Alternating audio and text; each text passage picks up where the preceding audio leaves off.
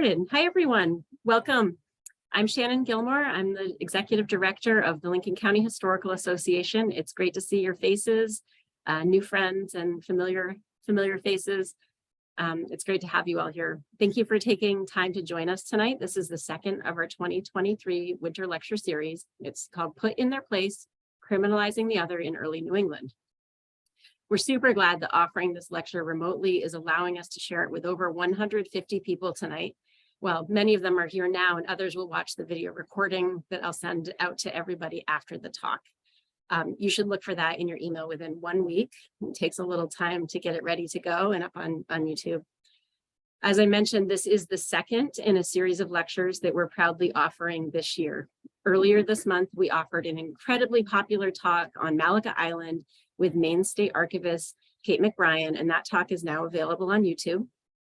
Next up, we will invite tonight's speaker back for a second presentation, and Dr. Keithan will return to present Silent Witnesses, the Architecture of Justice in Early New England.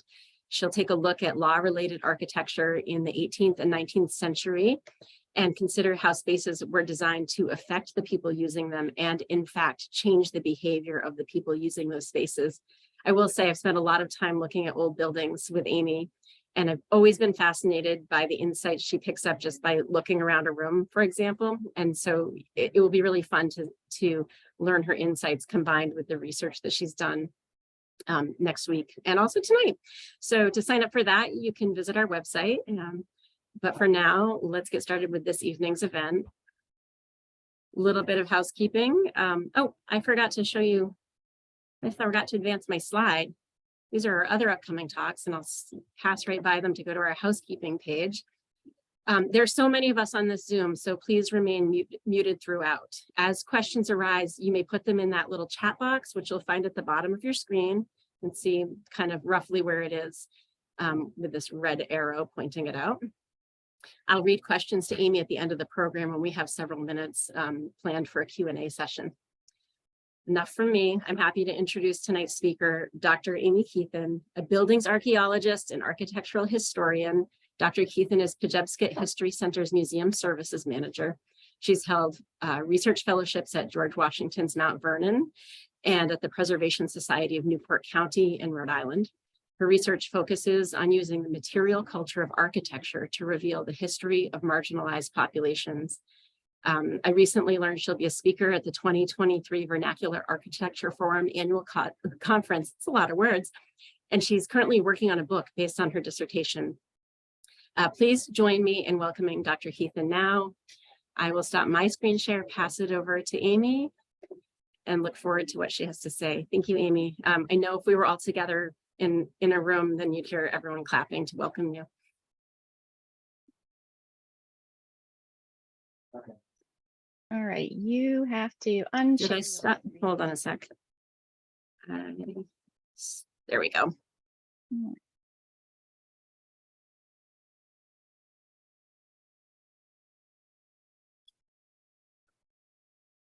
That looks perfect. Great. Thanks, Shannon. And thank you everybody who's here tonight. And hello, thank you to the people in the future who are going to be watching this on YouTube. And I just do want to do a couple quick thank yous. I want to thank Shannon and the Lincoln County Historical Association for inviting me to do this talk and next week's. It basically prompted me to become a member. So that's exciting. If you're not a member already, please look into the organization. It's great and definitely worth supporting. And I also really want to thank Corinne Tanzer for helping me access the jailer's records. And also making sense of some historical judicial jargon, which was fun to interpret. And also thank you to Shannon and James Tanzer for showing me around the old jail. So before I start the actual lecture, I would like to do a land acknowledgement. I especially like to begin history lectures by bringing awareness to place.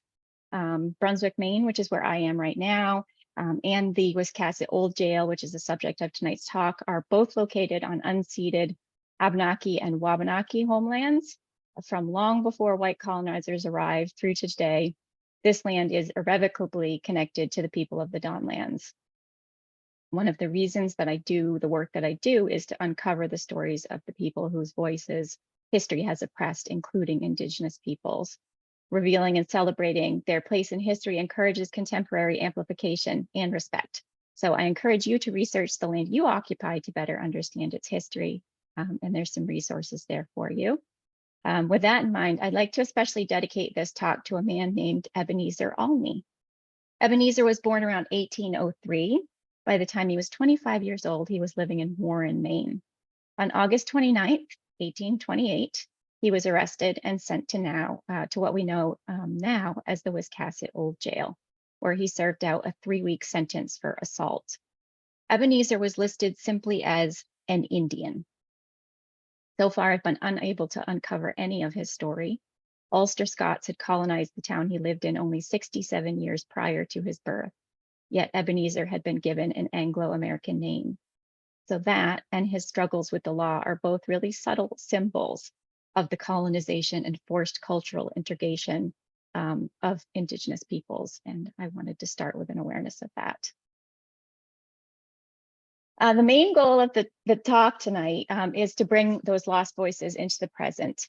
The methods I use also help us understand what people's lived experiences were by directly connecting them to their environment.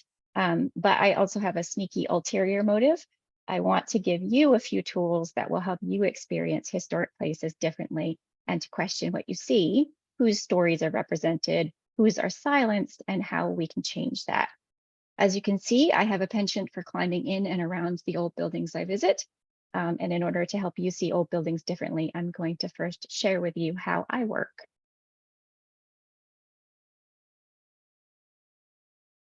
So I use 2 different types of information when I'm researching.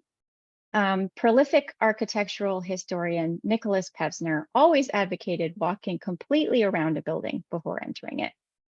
Similarly, I start with the building itself before looking at any written sources, and this is because buildings don't lie. Every change, every event, and the builder's intentions are evident in the stones if we know how to look at them. A crack in the plaster might indicate that a window was covered over. A deeply worn threshold speaks of a doorway heavily used. These are things that I look out for, evidence of change, and these elements guide my questions. With many of the people I seek to understand, the building might be actually the strongest or the only evidence available. However, there are usually some written sources, but this is where history's bias is also most evident, because unlike the voluminous papers of the famous, the wealthy, the privileged, marginalized populations might only be represented as a line or two or as footnotes with little to no context. LCHA has an incredible resource in the form of a multi-volume jailer's account, which includes over a century of information on the jail's prisoners, including the 2 buildings used prior to the current structure. However, with the information limited to just the name, their abode, date, charge, description, age, and discharge date, it's easy to overlook the individuality of each entry. And similar issues exist when using census records, marriage, divorce, birth, death records. So to make the most of what there is there, I try to use the information really creatively and to remember that whether overt or subtle, the biases of the record keeper are always there. I also consult secondary written material, newspaper articles, and other research documents can provide valuable context and fill in gaps in my work. But I'll be honest, I rely on those sources the least. Partially because until very recently, there wasn't a lot of it. Thankfully, there's been an increased interest in Black, Indigenous, queer, women, and other traditionally suppressed historic voices, which is changing this. So before we get into the actual architecture, I just want to give you a real quick history of the old jail. Some of you who are on this call know far more about the building than I do, especially the docents. But this is what you'll need to know in order to follow along with my journey. The Wiscasset Old Jail wasn't the first county jail or even the second. Built in 1811, it was the third iteration of a county jail in the area. Made out of strong local granite, it's 3 stories high. The first and second floors have 6 cells, 3 on either side of a central corridor. The top floor, which was an afterthought, started in 1810, especially to house debtors, has gable roofs, and the interior cells have timber walls. And as an aside, we're going to talk about the poor tonight as one of those groups of, quote, others, but we're not going to talk about debtors. They were viewed completely differently by society, and their accommodation on the 3rd floor and their privileges were far different from the general prison population. The bottom 2 floors have doors of heavy iron, and all the windows are barred. A jailer's house was built onto the northern facade of the jail and allowed access to each floor. The jailer was required by law to live there full-time as part of his duties. He and the prisoners actually had a little bit of a symbiotic relationship. He and his wife cared for the daily needs of the prisoners, including food, and the prisoners worked around the farm that provided their food. However, the original construction also included a high fence around the building to keep outside people from handing things to the prisoners in the workyard that surrounded it. And on the photo there, on the far left, you can see that high fence that starts to go around the granite portion of the building. When Maine became an independent state in 1820, the jail became the state prison until the Thomaston facility that we know now was constructed in 1824. In 1838, a fire swept through the original jailer's house, destroying it and damaging the jail. And then the current brick jailer's house was completed in 1839 to replace it. It's very likely that this building that you see now, the brick building, is taller than the original jailer's house, since there are actually windows inside the jail that had to be blocked up where the new building abuts it. A little changed within the jail until around the 1870s, when prisoner work switched to shoemaking.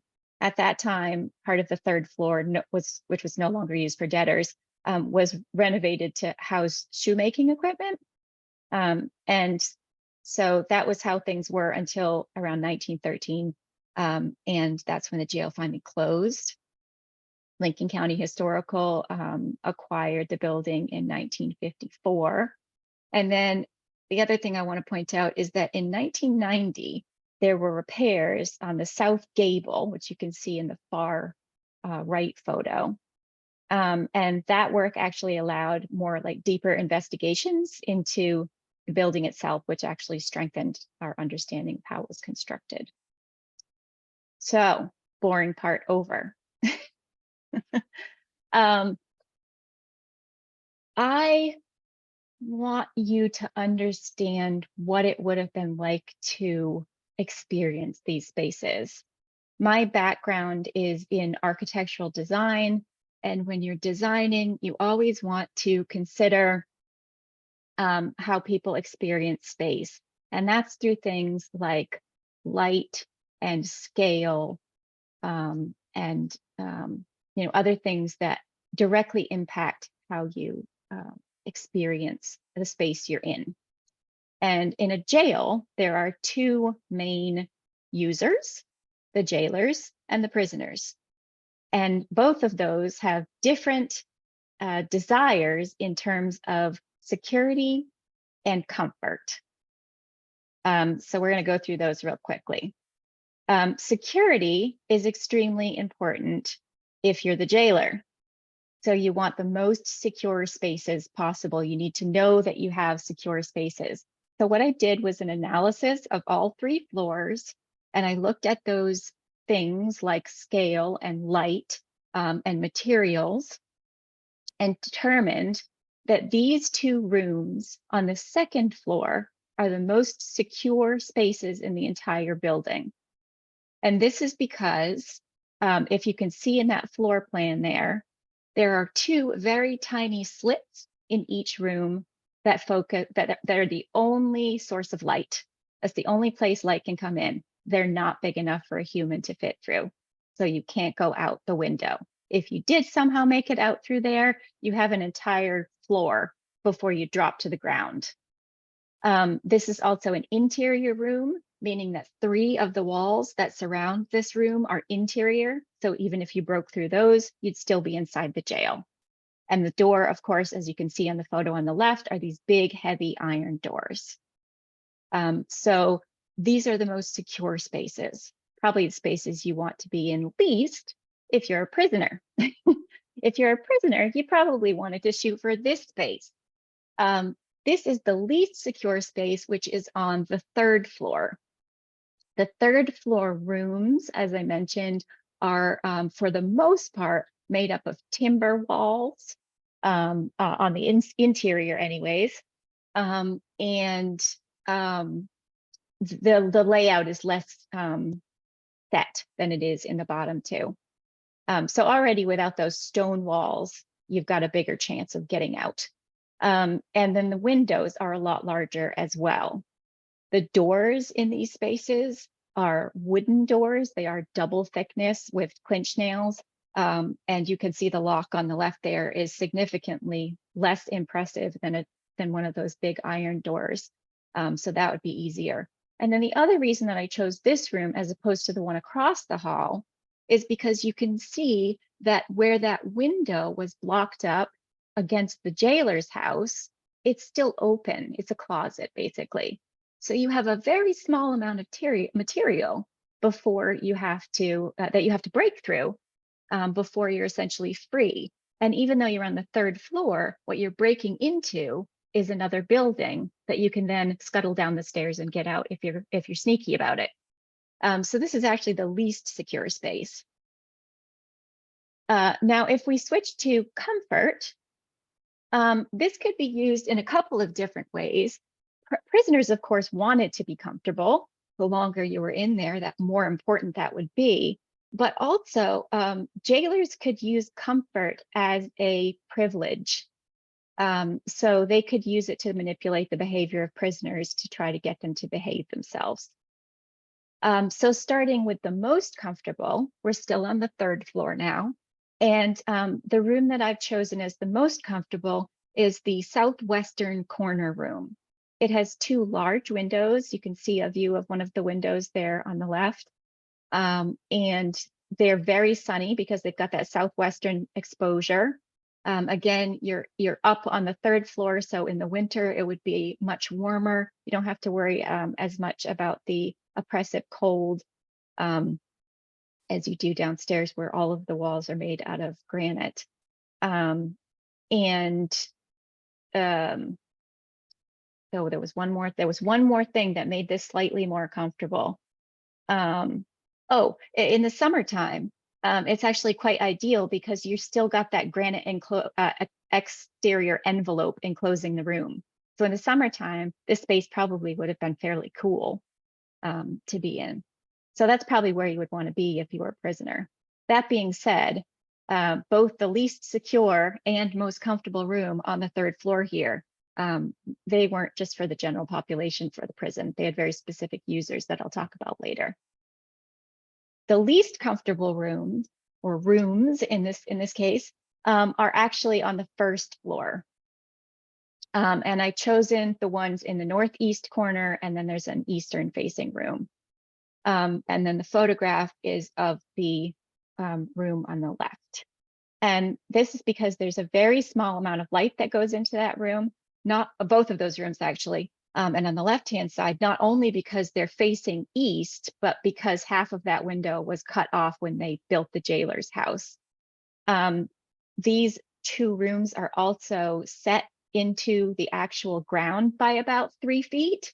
So they're cold all the time. The roof is granite, or the ceiling is granite. The walls are granite. It's just really cold. And then you've got those big iron doors as well. Although, as you can see, they also had lovely little toilets there. So those are the considerations that we're going to look at as we move into talking about people. And so the term other, it's a powerful word. It's exclusionary, it's belittling, it's meant to make you feel like you don't belong. And in a way, all of the people that spent time in this jail were others. Thanks to the high moralism of puritanical colonizers and rich Victorian patriarchs, criminals are demonized in our culture even today. But in this talk, we are going to speak about people who fall even further into the cracks, people who were exploited and discriminated against because of who they are. When we think about what they actually experience, it's easy to see see that those things compound with their criminal status, making their lives even harder and their stories more important to reveal. In this talk, we're going to examine three groups: people of color, women, and societal outliers like the poor and the mentally ill. The jailer's records make teasing out these lives easier. Thanks to cultural biases of the time period, these marginalized groups were called out in the records in one of two ways, depending on how the jailer kept his record. Some jailers put in minimal or no description for white male prisoners, but always call out what they would consider other in their society, be it female, a child, or a non-white person. At other times, what isn't there speaks loudly. This is the case with jailers who meticulously describe white male prisoners, including their complexions, their eye color, their hair color, their height. But people who are in these quote unquote other categories are simply listed as female, Black, deranged. Both ways of record keeping indicate that these things are maybe the only characteristics that these jailers think are worth describing. So again, you've got that very exclusionary language. But I've taken these as a jumping off point because these three groups are also the ones we most need to reveal in this source because they're so often overlooked. And by acknowledging their place in the records, we're helping to ensure that they're recognized in history as they deserve to be. So the first group are people of color. Was race a thing in 19th century Lincoln County? You know, for so long, the pat answer was, "Oh, we don't really have any Black people in Maine." But we do. We have an incredibly diverse amount of people around the state. And in Lincoln County in particular, not only Native Americans like Ebenezer that we talked at the beginning, but also a really strong Black and mixed race community, especially in Warren. And I don't know if any of you are familiar with Dr. Kate McMahon's work. She did an incredible thesis on Peterborough, which was a community in Warren that was basically a community made up of Black families that became quite tight-knit, and just wonderful to know that those people were there. And they were part of Lincoln County, so they show up in these records. On describing race, it's quite offensive and quite blunt. As we all know, race is complex. Racial identity is complex.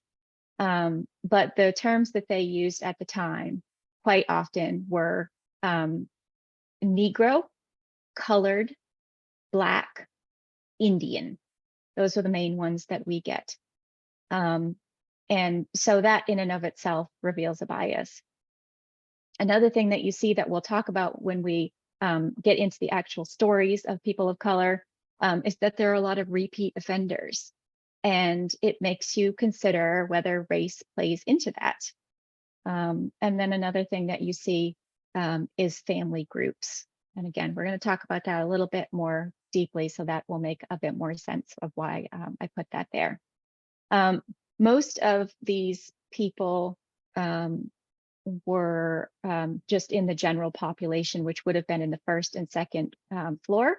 And again, if you think about what we just went over in terms of security and comfort, that gives you an idea based on individual crime and individual treatment of where they would have been in those spaces. So the first person that I want to introduce you to is Jacob Peters.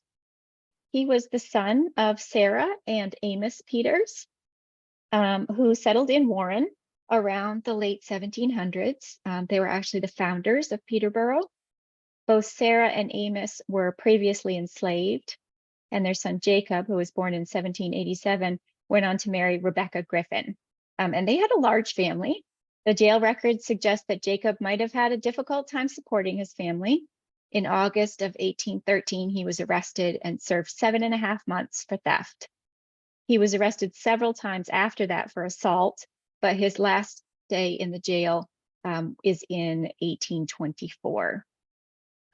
Just a quick note, stepping out of the script, I found myself as I was writing this, switching from the past tense to the present tense, the deeper I got to know these people.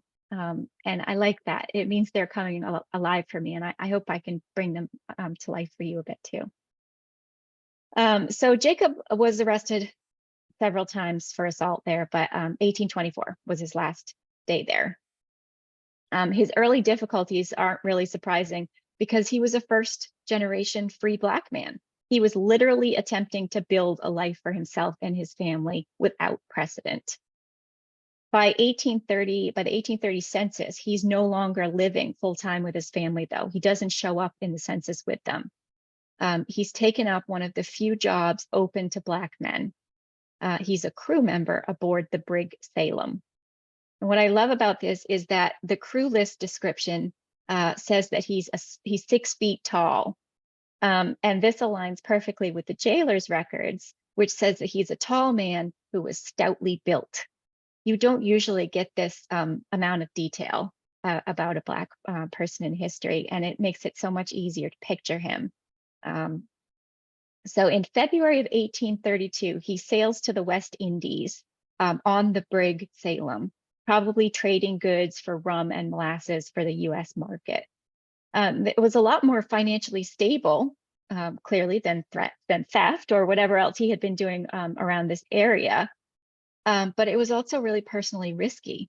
It was really easy for enslavers to illegally capture free Black men in southern ports like the West Indies. And it also kept him away from his home. Even as late as 1860, Rebecca and her children were living without him. So I guess what I want you to take away from his story is that despite early run-ins with the law, he risked danger and suffered long distances in order to provide for his family. And only through digging do we find out that deeper story of him beyond a crime. Only a few generations later, the local constabulary targeted James Peters. Unlike his distant relative Jacob, James had the benefit of generations of Peters' family's foundations. Amos, who was Jacob's father and the patriarch of the family, he'd actually won his freedom from enslavement by fighting in the Revolutionary War. And James's father, James Sr., clearly they were creative with the names, fought in the Civil War in the 43rd US Colored Regiment.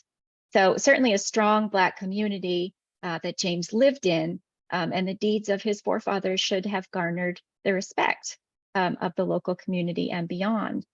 But James was in trouble with the law early and often.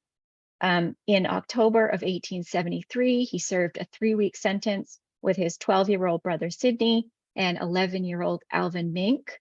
The Mink family, there was a couple of Mink families. One of the Mink families in the area was a Black family, and they intermarried with the Peters family. So it's possible that Alvin was actually a relative as well. But they were pinched for an unsuccessful attempt to commit larceny and served that 3-week sentence. But then only a little over a month later, James, just himself, was arrested, this time for breaking and entering, and his punishment was much more severe. He was still in prison 5 months later when he died of lung fever, which was pneumonia. He was 16 years old. Remember that least comfortable space at the beginning of the presentation? Sunken into the earth against the cold northeastern side of the building, heavy granite blocks and an iron door. it's not hard to imagine how such conditions could lead to death. But why was a young man with only one prior attempt at theft so harshly punished the second time he was arrested? We don't know for certain, of course, but it's entirely possible that the previous criminal records of ancestors like Jacob and other family members gave the family a, quote, reputation, which is actually just a thinly veiled term for already entrenched systemic racism in law enforcement.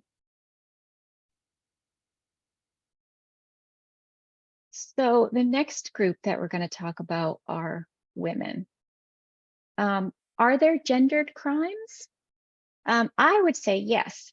One of the sources that I used quite heavily was Currier's History of the Jails, and he says that women and men were equally persecuted for things that you would typically consider women's crimes, like adultery and having a house of ill fame, etc. And certainly there are plenty of women that were arrested for assault and things like that. But women were definitely arrested more for adultery and more for lewdness, which was essentially just a term for they didn't like their behavior. They weren't acting womanly. So yes, crimes can be gendered for certain, and we do see that in the jailer's records. Crimes with friends. This was a pattern that I noticed as I was going through the jailer's records, is that there were many women who were arrested with either other women or other family members. And I don't want to be sexist, and maybe this is sexist to say, but it does make me wonder if, were the women the bad influence, or were they tagging along? I'm sure it depends on the individual crime and the individual circumstances, but it did seem to me that women were much more likely to be part of a group when they were committing crimes, or certainly more likely to be arrested with other people. And then the last thing I want to talk about before I introduce you to some women are the separation of the sexes within the jail itself. There were only ever one or two women at a time at the same time in the jail. At some point, they actually were housed in the jailer's house in the top floor. And then there is evidence that they were housed in the third floor of the jail. And again, if you go back to the talk we were having about the comfort and security, these were the least secure and most comfortable spaces. And this does align with what society at the time, how they viewed women as the weaker sex, more fragile, less dangerous. So that aligns with that. Hold on. There we go. The first woman I'd like to introduce you to is Mary Waltz. And as I mentioned, it wasn't uncommon for women to be arrested with other people, which gives us a glimpse into their personal relationships. At first, there's nothing remarkable about Mary Waltz's crime. She was arrested in July of 1848 for, quote, keeping a house of ill fame, in other words, a brothel. But hey, a woman has to make a living. So she served her customary 1-year sentence and went on her way. But what I find fascinating about Mary is that her husband, Jacob Waltz, is arrested at the same time for the same charge, but he has a much longer criminal history. He first shows up in the records in 1825 at the age of 19 when he was arrested for assault.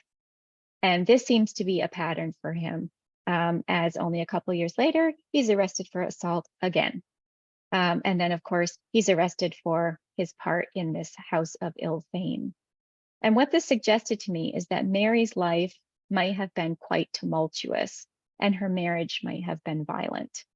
So far from the freedom that some might picture a businesswoman running a brothel might have, she actually might have been quite oppressed in her personal life.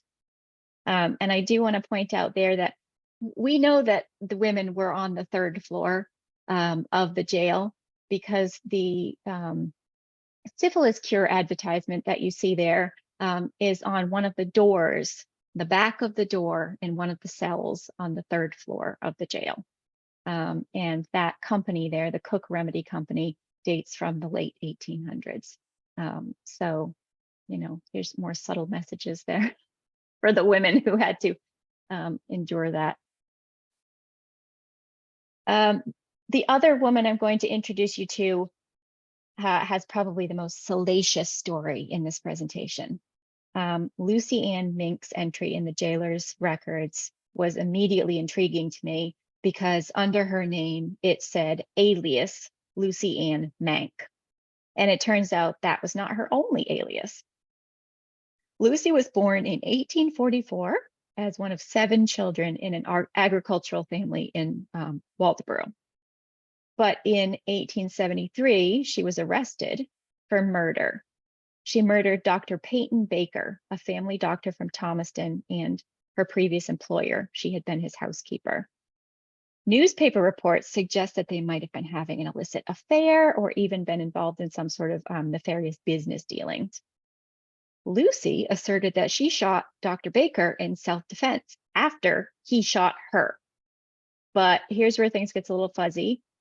Because A, she had no bullet wounds, and B, they never found the gun. You usually don't throw a murder weapon away if it was just used in self-defense.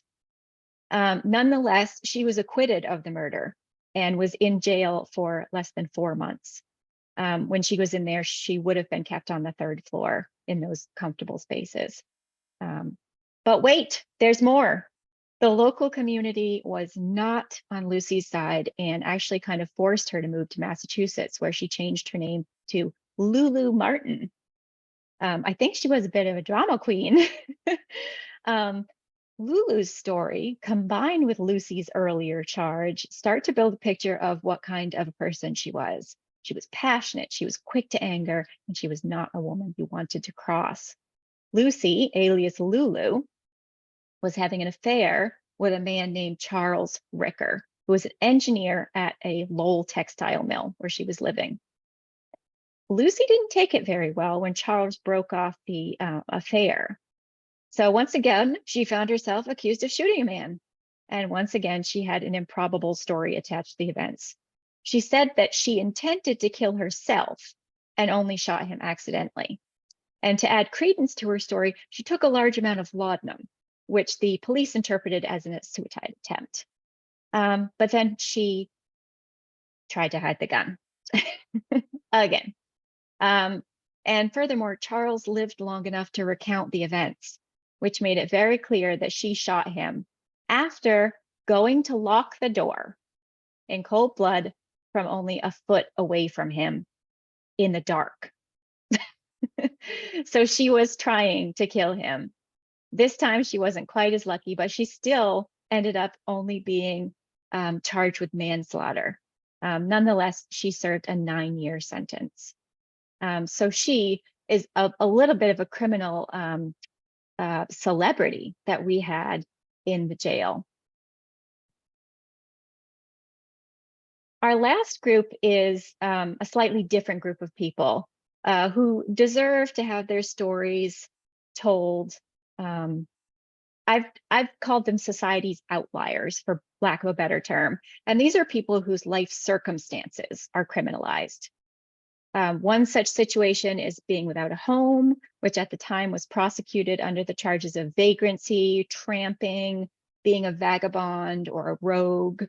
Benjamin Vincey was already homeless at age 13 when he was arrested as vagabond in 1842. And his 30-day sentence might actually have provided a welcome roof over his head during the really cold month of November. Mental illness is also often led to arrest, connected to commitment due to insanity or safekeeping, and then discharge orders of removal to the state insane hospital in the jailer's records. The terms they use to describe people with mental illnesses reveals a willful ignorance about the intricacies of mental health. In 1826, 29-year-old Jacob Young Laib of Waldoboro was committed to the jail for, and this was his crime listed, being a lunatic. Those classified as insane were housed on the top floor of the jail, away from the general prison population. Jacob, this Jacob Young Labe, his guardian, who isn't named, actually let him stay in jail for 2 months before he collected him, which is very sad. It's important to understand, however, that in many cases, issues of homelessness and mental illness actually stem from deficiencies in social services rather than a crime. The impact of classifying them as crimes lingers even today in the stigmatization of homeless people and the mentally ill. Also, like today, homeless and mental illness are often intertwined.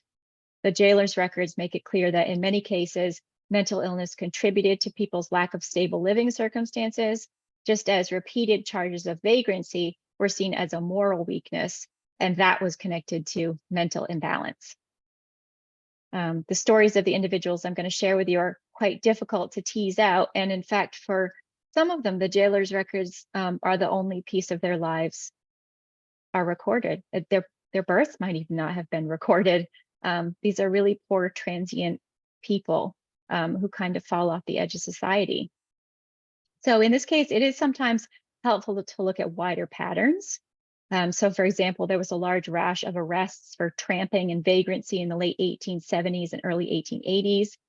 It would be really interesting to see if there were any changes in the law that would have impacted either increased frequency of homelessness or increased policing of those crimes. But even with a scarce amount of information, these individuals are teaching us about their world. And the first person I want to introduce you to is John Wheeler. John Wheeler's story is a really good example of law enforcement trying to compensate for lack of social services. He's arrested on 3 separate occasions between 1826 and 1836, and the jailer's entries are really revealing. Each instance is a different charge, and his place of abode is different each time as well. This variation, it's almost like a written illustration of law enforcement trying to find out where this guy fits in society. And each time they get a little closer to the fact that he really needs treatment for mental illness, likely in conjunction with, just as his mental health is continuing to decline and he's trying to fit into society that doesn't have a place for him. So the first charge that he was nabbed for was horse stealing. No mention of his mental state, and he serves only 10 days. But then a little over a year later, he's arrested for assault. And this time he's described as being, quote, a deranged person. He spent a little over 2 months at the jail, likely being on that upper floor space reserved for the insane. And then he gets out, and then he's arrested for just being a vagabond, a rogue, etc. So in other words, he's just a menace to society. At this point, he's listed as insane and dangerous, and he remains in the jail from 1836 to 1842, 6 years.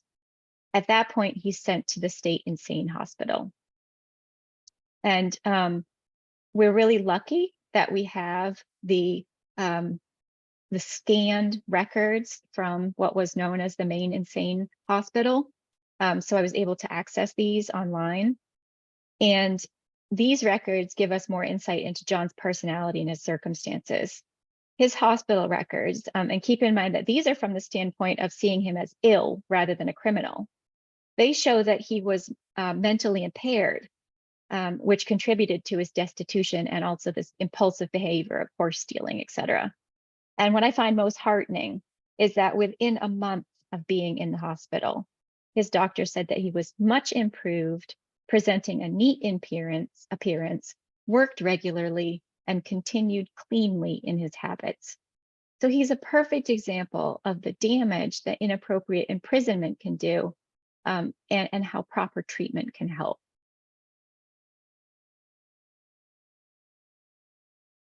The other gentleman I'd like to introduce you to is William E. Harriman. He was one of the first 10 people to be admitted to the main insane hospital, which opened in October of 1840. That hospital, along with the Lincoln County Jail, was a place he would get to know well. He was first arrested in June 1840 at age 38 for being, quote, lunatic, insanity, etc. After spending 5 months at the jail, he was sent to the newly opened hospital in Augusta. His intake record indicates a rapid decline in his mental health only 3 years prior to his arrest. Essentially, the doctor says he went insane 3 years ago. Before that, he'd been a sea captain, he was married, he had children, but then suddenly he started drinking, he squandered his properties, he was gambling, and he even abused his family. Despite that, he carried himself as normal, and a lot of people didn't even realize he was ill. The doctor actually said, quote, or he found it hardly believable that a, quote, man so sane, so capable, should be deprived of his liberty by being arrested or being in the insane asylum. He was released from the asylum only to be once again arrested for insanity and again was sent to the hospital. Unfortunately, this pattern continued in what his doctor called periods of, quote, dissipation and debauchery, interspersed with being, quote, regular and steady. So in this case, the insane hospital probably provided him with respite and certainly better than the punishment of criminal imprisonment. But he doesn't seem to have found his place in society. And actually by 1851, he was being supported by the overseers of the poor of Wiscasset. So not quite the happy ending that John Wheeler had. The last section, the last thing I want to talk about is intersectionality. It's nearly impossible to consider the concepts of oppression and othering without intersectionality. Many prisoners fit into more than one of the neat categories that I've laid out. And for every new marginalized characteristic, a person's oppression multiplies. Even today, the lowest paid group of people in America are Latinas, females of color who are largely perceived, whether it's true or not, to be immigrants. So keeping this in mind, people like Mary McClary, who was a Black woman, was likely treated quite poorly when she was arrested, along with James and Alexander McClary. There we got that family group again, for larceny in September of 1829. And likewise, Experience Cushing's jail time for assault might have been doubly uncomfortable for her, not only due to her gender, but the fact that she was physically disabled and listed as lame. So considering the complex nature of people's identities is always an important part of considering their experiences in history and today. One particularly poignant example of intersectionality is Lucinda Lair. If not for the records of the Maine Insane Hospital, she actually would probably be lost to history. And even these records only reveal a partial bias and very specific perspective. The information in the jailer's accounts is sparse, but quite tantalizing. In August of 1865, Lucinda was arrested for murder. Despite this serious charge, she seems to be absent from local newspapers. I couldn't find an account of it.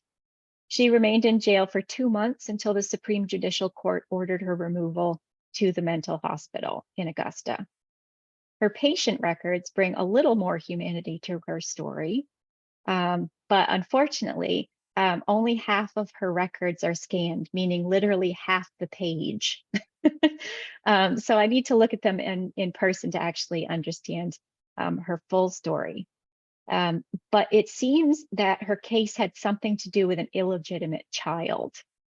And at the beginning of her stay in the hospital, she was restless. She had really bad nights. She doesn't seem to have significantly improved. The doctor noted in March of the following year that her physical health was declining and she even had to have a catheter inserted. Now, at first, these things might appear to paint a picture of a physically fragile young woman.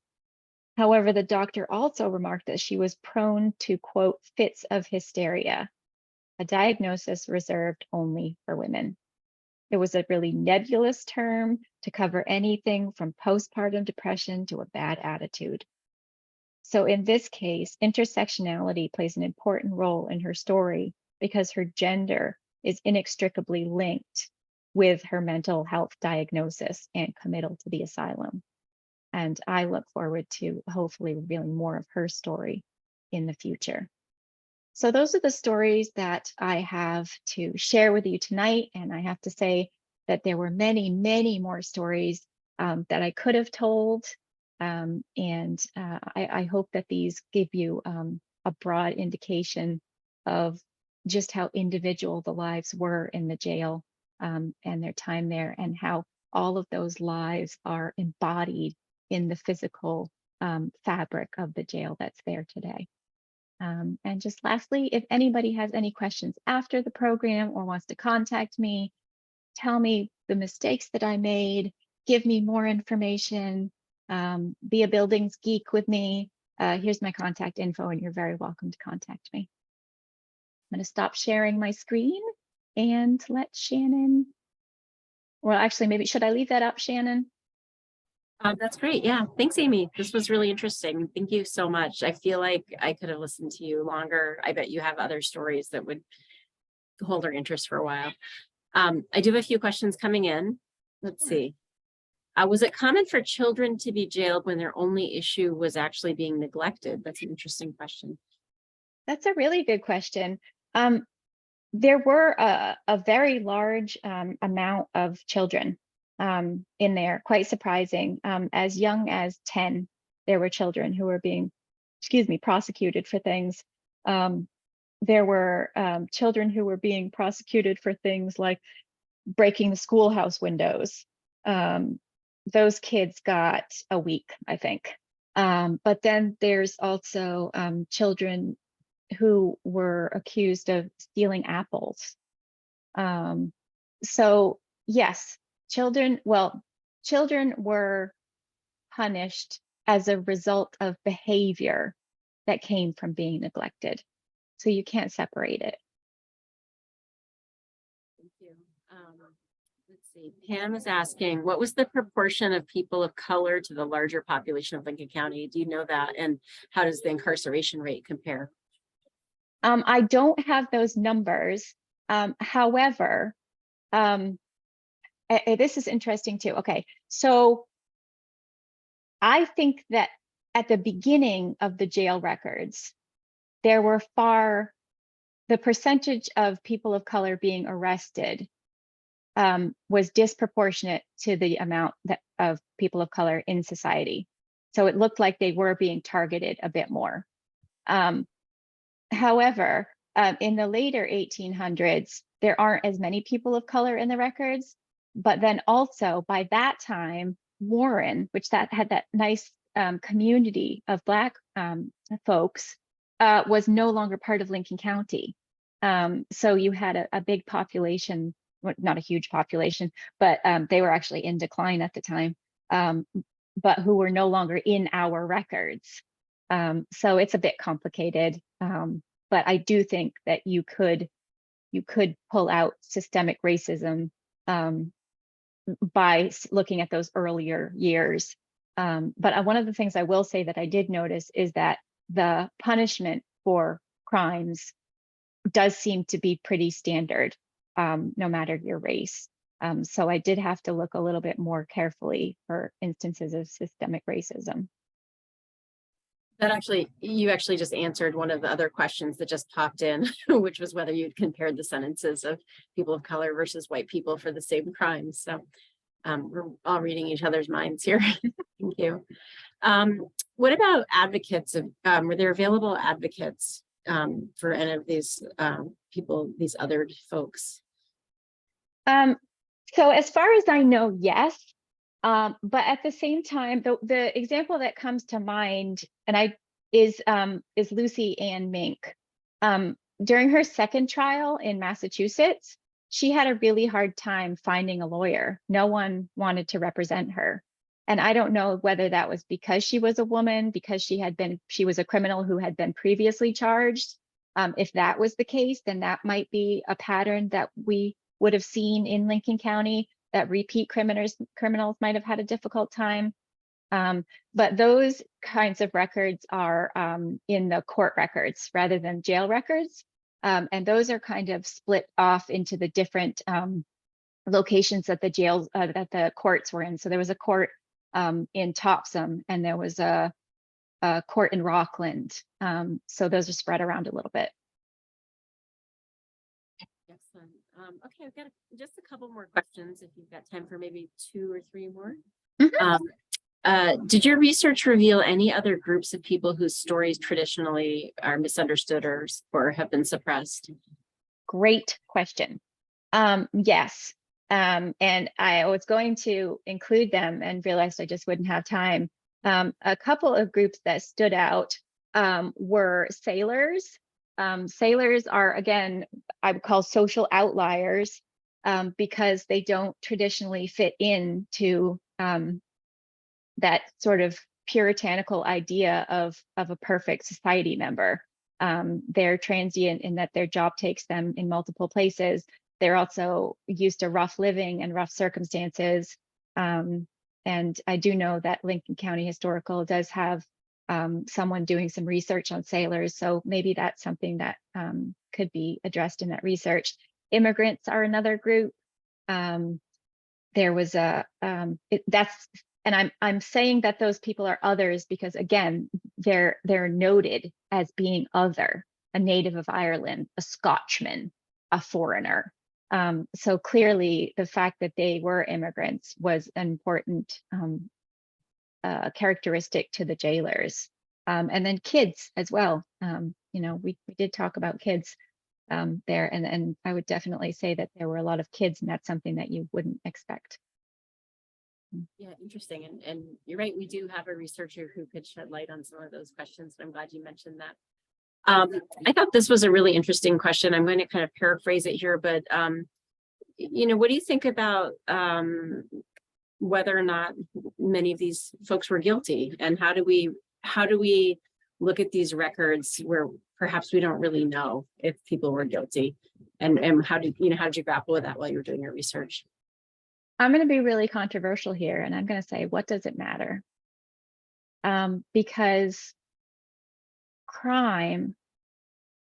punishment for crime is different from the crime itself. There is so much complexity that goes into crime and why it's committed. I saw something on Instagram today that said something to the effect of, it was that headline that says, like, you know, the government suggests stop eating breakfast because food prices are getting so expensive. And someone had remarked, now is a good time to remind you that if you see someone stealing food, it didn't happen. If someone needs food, is that a crime? Yes, according to the law. Is it a crime of humanity? No. So I don't really think whether they're guilty or not needs to be that much of a consideration. What about in the case of, you know, possibly trying to clear somebody's name, exonerating people? But I hear what you're saying, and I think that's an excellent point. I think in a way that the damage has been done, and that we need to treat it a bit like reparations. What we do today and forward needs to change. And that's the way we can make up for mistakes in the past, if that makes sense. We need to, if Jacob Peters' criminal record impacted James Peters, but Jacob was innocent, the best way we can clear his name is by making sure that modern day people of color are not being discriminated against. So I think that's the more important thing to look at. Interesting. All right. I think we probably should wrap up. Look, there's still, it's funny, there are a lot of questions coming in. There are a lot of comments coming in saying what a wonderful job you've done, and people are really happy to be here. And I think that we'll probably end on that note. Thank you so much, Aimee. This was a really great talk. Anybody who has questions, I hope you noticed Aimee's contact information in her last slide. And keep an eye out, please, on your email for the recorded lecture. And come back, please, same time, same place next week. We'll hear from Dr. Keithan again with a whole different whole different preservation. I can't talk tonight. Presentation. Thank you so much, everybody, for coming and for such great questions and being engaged. Thanks, Amy. Bye, everyone.